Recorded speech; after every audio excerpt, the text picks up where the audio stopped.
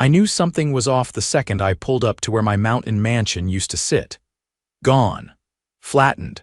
Nothing but splinters and a half-buried mailbox that still had my name, Benjamin Powers, printed on it in gold. I killed the engine and stepped out of my black Ford Bronco, boots crunching over the splinters that used to be the wraparound deck I built myself. I stood there for a full minute, heart hammering in my chest, trying to process. Then I heard that high-pitched, nasal voice that made every blood vessel in my neck throb. Well, if it isn't Mr. Too Good for HOA rules himself. I turned around slowly. There she was. Amber Bellington, the president of the Silver Ridge HOA. 50-something, overly highlighted hair, that smug, tight smile she always wore like a weapon. She was holding a clipboard like it was a sword. "You did this?" I asked, my voice low. "We issued multiple warnings, Benjamin," she said, flipping through her papers.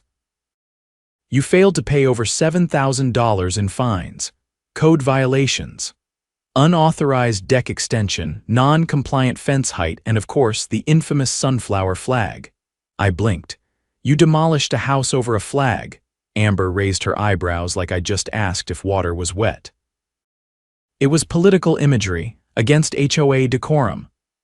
"That flag had a sunflower on it, that's the state flower," she shrugged. "It's not our fault you refused to cooperate, we followed proper escalation procedures." My fists clenched. "Where's the demolition permit, Amber?" "It was approved by the board, unanimous vote." "You mean your cousin Todd and your wine club friend Cheryl?" "Still a vote," she said, already spinning on her heel. "You should have read the bylaws, Benjamin. You're not above the rules just because you think you're special." She strutted back toward her white Lexus. I stared at the wreckage of my home, the wind kicking up dust from where my porch used to be. Too bad Amber didn't know what I did for a living. See, I'd kept a low profile since I moved up here. Grew out my beard, wore flannel, didn't talk much. Folks just thought I was some quiet guy who liked hiking and grilling steaks. None of them knew the truth. I wasn't just a homeowner. I was the governor of the entire state. And Amber Bellington had just declared war on the wrong man. I didn't drive back to the Capitol that night. Instead, I booked a room at the old lodge down the mountain road, the one with creaky floors and hand-carved banisters. Nobody there asked questions. They remembered me from when I'd first moved to Silver Ridge before the election. Back then, I was just a guy looking for peace and fresh air. Now I was something else entirely, a man with power and a reason to use it. The next morning, I met with the county sheriff. Rick Callahan had a handshake like a bear trap and eyes that had seen too much.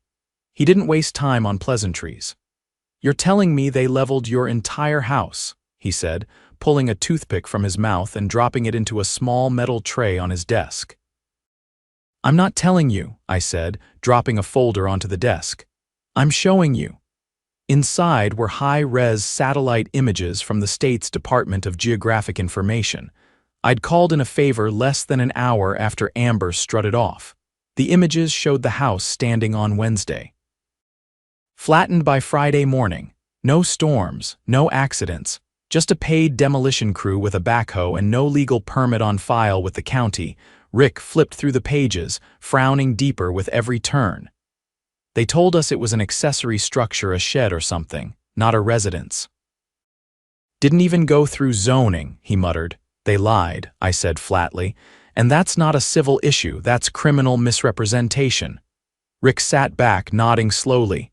"You want me to bring them in?" "Not yet," I said. "I want to know who signed off on the crew in the first place, the company. The contract, the payment, follow that money." Rick tapped a finger against the folder. "I'll get my deputy on it, but if what you're saying checks out, this isn't just about some HOA overstepping, this is organized fraud. And possibly conspiracy to commit property destruction," he grunted. "You always did think like a prosecutor." I didn't respond to that. Not out loud. By noon, I was sitting in a folding chair at the back of the community pool house, dressed in jeans and a windbreaker, a state ID badge clipped to my shirt. I didn't announce myself. I didn't need to. The Silver Ridge HOA board was meeting in their usual closed-door fashion. but I'd brought a court order from the district superior judge that compelled them to open the meeting to residents, citing ongoing investigations and the public's right to transparency. The door opened. Cheryl Evans, the HOA secretary, blinked at the sight of me. Her lips parted, but she didn't speak. Just stepped back, letting me walk past her into the room. Amber was at the head of the table, sipping from a tall, insulated cup and scrolling through her tablet. Her heels clicked as she stood, her entire expression flickering for a half-second before she forced it into something polite and tight. "I wasn't aware we had guests," she said. "You're aware now," I replied, walking to the center of the room. "This meeting is now public." "By court order." Her jaw twitched, but she didn't argue, not in front of the dozen residents who had followed me in, whispering among themselves. "I'd like to address the board regarding a matter of urgent legal concern," I said. "No need," Amber said, folding her arms. "We're already aware of your grievances." "Good," I said. "Then you're also aware that the structure you demolished last Thursday was not an accessory building, but a state-registered primary residence with full occupancy permits, verified by the county assessor's office." She glanced at Todd, the treasurer, who looked like he'd rather be anywhere else. "You claimed unpaid fines as justification," I continued. "Fines which, according to your own ledgers, were never formally invoiced, never sent certified, and never itemized with applicable bylaw references." Amber shifted. "We have internal processes, not anymore," I interrupted. "As of this morning, the state has frozen all HOA financial operations pending investigation." Gasps rippled through the room. Even Cheryl looked stunned. "You can't do that," Amber snapped. "We're a private entity." "You have no jurisdiction." I pulled a single sheet of paper from the folder I'd brought and handed it to her. "Emergency executive order," I said. "Signed under state authority." "You'll note the language. In cases of fraud, misrepresentation, or destruction of private property under false pretenses, all community governance bodies are subject to legal audit." She stared at the paper like it might catch fire in her hands. "And just so we're clear," I added, "I'm recusing myself from any oversight role. The State Attorney General's office is assigning a special investigator, independent, neutral." "You're trying to ruin us," Todd muttered. "No," I said. "You did that when you hired a demolition crew using embezzled community funds." The room fell silent. Cheryl dropped her pen. "Wait, what?" I turned toward her. The check that paid for the crew came from the Community Improvement Fund. "It was listed as landscape leveling. You signed off on it, Cheryl, you and Todd." Amber's eyes darted wildly between them. "I didn't know what it was for," Cheryl protested, voice shaking. "You initialed the disbursement," I said. "Either you were grossly negligent or complicit." Todd stood up. "I'm not going down for this." Amber filled out the disbursement forms. "She told us it was for park maintenance." "You're lying," Amber hissed. "No, you're lying," Todd shouted back. "You've been siphoning funds for months, Amber." "I saw the receipts for those patio heaters at your house paid for with HOA money." "Enough," I said, raising a hand. Rick Callahan stepped into the room, flanked by 2 deputies. "We've seen enough," he said. "Amber Bellington, Todd Vance, you're both under arrest for misuse of community funds, criminal misrepresentation, and destruction of private property." The residents erupted in stunned whispers. Amber tried to backpedal, but the deputies already had her wrists secured behind her. "You can't, this isn't," she stammered. Rick read her rights with the calm detachment of someone who'd done it 100 times. Cheryl slumped in her seat, eyes wide and distant. I walked out before the cuffs clicked shut. I didn't need to see that part. Outside, the sun was climbing high over the ridge. A few neighbors stood near the pool gate, watching everything unfold. One man nodded at me, eyes filled with something I hadn't seen in a while around here: respect. I walked past him without saying a word. There was still a lot to do. But for the first time in weeks, I felt like the mountain might actually be mine again. 3 days after the arrests, I stood in what used to be my kitchen, surrounded by scorched pine needles and fragments of ceramic tile. A forensic survey team was documenting everything, now measuring, cataloging, photographing. One of them crouched near the half-buried remains of a support beam, calling out measurements to another. The bright orange flags marking evidence fluttered in the morning breeze like tiny warnings. The fire inspector, a slate-gray man named Darnell, stepped around a pile of charred lumber. He'd been called in after the sheriff's office found something odd in the wreckage, chemical traces that didn't belong in a standard demolition. "You were lucky to catch this when you did," he said, tugging off his gloves. "Someone tampered with the structure before they leveled it. Accelerants in the floorboards. Looks like they wanted to make sure it couldn't be rebuilt." "Gasoline?" I asked. "Something more exotic, industrial solvent?"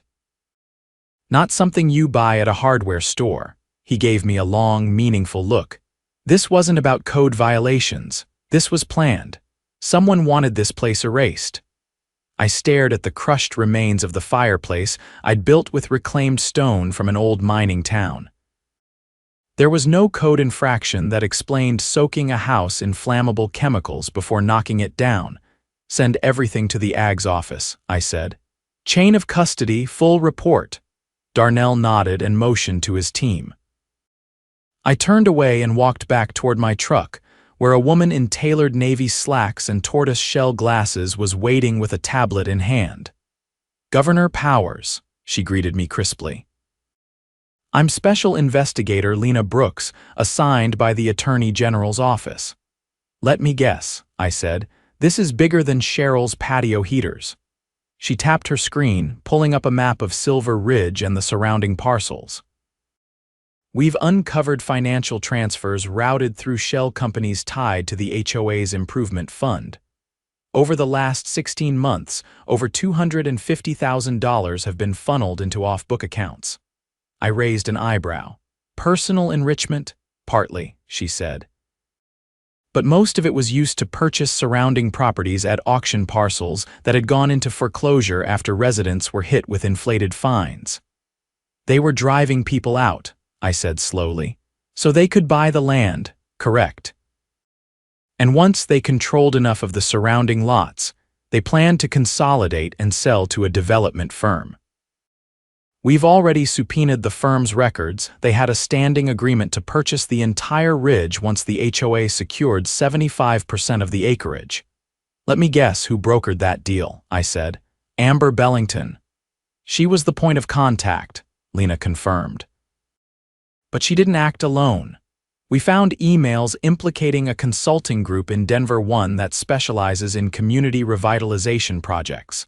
They've done this before." I exhaled slowly, the pieces clicking into place. Silver Ridge wasn't just a power trip for Amber. It was a land grab. A long con masquerading as neighborhood governance. "Where's the money now?" I asked. "Frozen," Lena said. "The state treasurer's office cooperated immediately, but we believe they were preparing to move it offshore. You stopped this just in time." An unmarked SUV pulled up behind us. Two men in suits emerged. One of them handed Lena a folder, then glanced at me. "We've got confirmation," he said. The demolition crew was subcontracted through a shell contractor with no operating license. The owner, Todd Vance's brother-in-law. "Paid in cash." Lena flipped open the folder, scanned the contents, and snapped it shut. "We'll move forward with federal charges. This crosses state lines." As they left, I sat on the tailgate of my truck, staring out over the valley. The ridge was quiet again, no HOA board pacing the streets with clipboards, no petty threats taped to front doors, just the sound of wind through the trees. That afternoon, I called a town hall meeting. The community center hadn't seen a crowd like this in years. Every seat was filled. People stood in the aisles and lined the back wall. Some I recognized: retirees, teachers, young couples with kids. Others I didn't. But every face was tense, waiting. I stood at the front, no podium, no microphone. Just me and the people who'd been trampled by a system meant to serve them. "I didn't come here today as your governor," I began. "I came here as your neighbor, one of you, someone who believed this place could be a home. A few heads nodded. What was done to this community wasn't just unethical, it was criminal. You were lied to, manipulated. Your homes were leveraged against you, and when some of you couldn't pay the fines they invented, they took your land and sold it behind your backs. A murmur rippled through the room. I saw a man in the fourth row clench his jaw, his hand tightening around the armrest. But that ends now, I said. The Silver Ridge HOA has been formally dissolved. The board is under federal investigation. And starting today, a provisional council made up of volunteer residents will oversee community decisions until we can hold new, transparent elections. Someone in the back clapped, then another. It spread slowly, then surged into full applause. And there's more, I continued. Every fine issued in the last 2 years, every fabricated charge, every retaliatory penalty will be reviewed. If it was illegitimate, it will be voided and refunded. A woman near the front wiped her eyes and whispered something to the man beside her. I know trust doesn't come back overnight, I said, but it starts with truth. And with your help, we're going to rebuild this place, not just the homes, but the principles we thought we were living under. Afterward, people approached one by one offering thanks, asking how they could help. A retired firefighter with a background in construction volunteered to lead the rebuilding of my house. And others who had been forced out offered to testify in court. Later that week, I met with the state legislature's housing committee. We fast-tracked a bill that would place strict oversight protocols on all HOAs in the state, mandatory audits, public access to records, and criminal penalties for predatory enforcement actions. It passed unanimously. By the following month, Amber and Todd were formally indicted on 12 counts, including fraud, racketeering, and destruction of property with intent to defraud. Cheryl cooperated with prosecutors and received a suspended sentence in exchange for her testimony. The developer who'd planned to buy the Ridge backed out. Public pressure and media exposure had scorched their brand. Their stock dropped 8% in a week. As for Silver Ridge, it changed. People who never used to speak to each other now shared tools and built fences together. The new council, made of teachers, veterans, and small business owners, held open meetings, streamed online for transparency. The old fear was gone. I never rebuilt the house the way it was. Instead, I worked with that firefighter and a team of volunteers to design something simpler, smaller. With a deep porch and wide windows facing the valley. Whenever I sat there now, coffee in hand, I didn't think about the wreckage. I thought about what we'd built afterward, a community that finally belonged to its people again. And I made one quiet promise to myself. If any HOA ever tried something like this again in my state, they'd wish all they'd done was break a fence ordinance. A month after the town hall, I got a call from Lena Brooks as I was stacking firewood behind the frame of my new porch. She didn't waste time. We found something buried in the HOA's internal server backups, she said. Encrypted files. Took us a while, but we cracked them this morning. I dropped the bundle of kindling into the crate and wiped my hands on a rag. What kind of files? Audio, she said. Board meeting recordings, not the official ones. These were off the books, recorded on a private device belonging to Todd Vance. Something tells me we're not talking about mundane budget discussions. No, she said. We're talking about a conversation that took place 3 days before your house was leveled. I leaned against the railing. Play it. She patched in the file. The audio was grainy but clear enough. Amber's voice came through first, sharper than I remembered. We can't wait for another lien to process. The governor's too high profile. We need a clean break, remove the structure, and bury the paper trail. Then Todd, what if it backfires? Amber again. It won't. The crew's off record, the permits are ghosted. By the time he figures it out, the land's already transferred. Silence. Then Cheryl's voice, hesitant. And if the press finds out, Amber, we'll say it was a mistake, blame miscommunication. He's a politician, he'll want it buried. The file ended there. Lena's voice returned. That recording alone nails conspiracy. But there's more. We found a second file from the following day. This time it's Amber talking to someone new, male, older, not on any of the board rosters. "Did you get a name?" We ran the voice print. Match came back as Byron Kepler. Ever heard of him? I had. Byron Kepler didn't live in Silver Ridge. He lived in a penthouse suite in Denver and ran a private equity firm that specialized in distressed property acquisition. He was the kind of man who always wore 2 watches and never answered his own phone. Lena continued. He promised Amber a commission 5% of the development deal if she secured the ridge. Said she'd get a seat on the advisory board once construction began. She sold out the entire community for a side gig. And a property in Vail, Lena added. She signed a purchase agreement 2 days before the demolition. Cash offer. I looked out toward the tree line. "I want a federal prosecutor on this." "Already in motion," she said. "Kepler's firm is under investigation for racketeering.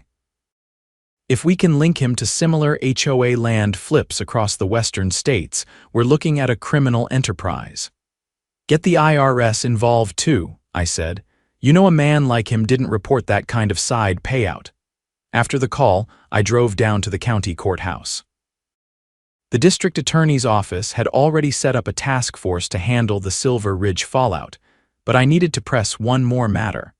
I found Assistant DA Rachel Perez reviewing a wall of case files in the conference room. Her sleeves were rolled up, and there were color-coded tabs sticking out of every folder. "You think you can bring a RICO charge?" I asked. She turned toward me, eyes sharp behind wire-rimmed glasses. "If we can prove multiple people coordinated with intent to defraud residents and use the HOA structure to facilitate that fraud, then yes. We're almost there. Kepler's involvement gives us the interstate element we need." "What about residents who lost homes due to fraudulent fines?" I asked. "Can we recover any of their property?" She nodded. "Already filed injunctions to freeze all HOA-controlled properties and halt any pending transfers. Once we get convictions, we'll move to reverse the deeds." "Good," I said. "Let me know when we're ready to file." "I want to be there when the warrants are served." It didn't take long. 3 days later, Byron Kepler was arrested at a private airfield outside Aspen. Lena had coordinated with the U.S. Marshals. Kepler had been attempting to board a chartered jet to the Cayman Islands. They found 2 burner phones, a briefcase with currency from 5 different countries, and a flash drive containing a list of other HOA partners across 3 states. Meanwhile, back in Silver Ridge, the residents were rebuilding more than just homes. The new community council had established a legal defense fund for those still fighting to reclaim their properties. A retired legal clerk named Warren took charge of organizing case files, and a local librarian offered space at the library for document scanning and printing. At the next council meeting, I sat at the back, just listening. The energy in the room was different this time, focused, determined. No one was afraid of speaking up anymore. An older man named Hank stood and addressed the room. "I lost my wife's garden. It was the last thing she planted before she passed, and they bulldozed it like it was nothing. But I'm not here to cry about it. I'm here to say I'm planting something new, and I bet I'm not the only one." Applause followed, not loud or flashy, but steady. Earnest. After the meeting, I walked out into the cool evening air and found Lena waiting near the flagpole. "You're not staying for the vote?" she asked. "They don't need me for that," I said. "They've got it handled." She nodded once. "Kepler's arraignment is scheduled for Monday, federal court. He's being charged with conspiracy to defraud, wire fraud, tax evasion, and 4 counts of racketeering. Amber and Todd are both turning state's evidence. Cowards always do when the wall's close in. They're naming names. Kepler's firm had ties to 12 other HOAs across the state. This is just the beginning." We stood for a moment, watching as the last few residents left the building, some arm in arm, others deep in conversation. "Funny thing about corruption," I said. "It's always loud until people start paying attention, then it gets real quiet." She smiled faintly. "You ever think about making this permanent, staying here full-time?" I looked up at the stars breaking through the clouds above the ridge. I already did. Over the next few months, the state legislature passed 3 new laws governing HOA operations. Mandatory third-party audits. Public disclosures for all board financial decisions. And the big one, a state-run ombudsman agency empowered to investigate HOA abuse without waiting for complaints. The Silver Ridge case became the model. Kepler's trial drew national attention. Lena testified, so did I. The jury took less than 2 days to convict. He was sentenced to 20 years without parole. His firm was dissolved, assets liquidated. A portion of the proceeds went directly into a restitution fund for the communities he tried to gut. Amber, Todd, and Cheryl were banned from holding any governance position in any residential community for life. Their plea deals included community service, restitution payments, and public apologies broadcast during prime time. The mansion I lost never came back. But the porch I built after stood taller in a way no blueprint could have captured. Every board was cut by someone who lived here, sanded by someone who cared. And when winter came, the fire inside burned steady. One afternoon, as snow began to fall, a boy no older than 10 rode his bike up the gravel path and handed me a folded paper. It was a hand-drawn map of Silver Ridge, the lots, the trails, even the creek. In the corner he'd written, "Thanks for saving our town." He didn't wait for thanks. Just turned and pedaled back toward the road. I pinned that map above my workbench and stood there a while, watching the snow gather on the windowsill. They tried to take everything. But in the end, they gave us back something better, a reason to fight, a reason to stay, and a reason to believe that no matter how far corruption reaches, there's always a way to cut it down root and branch.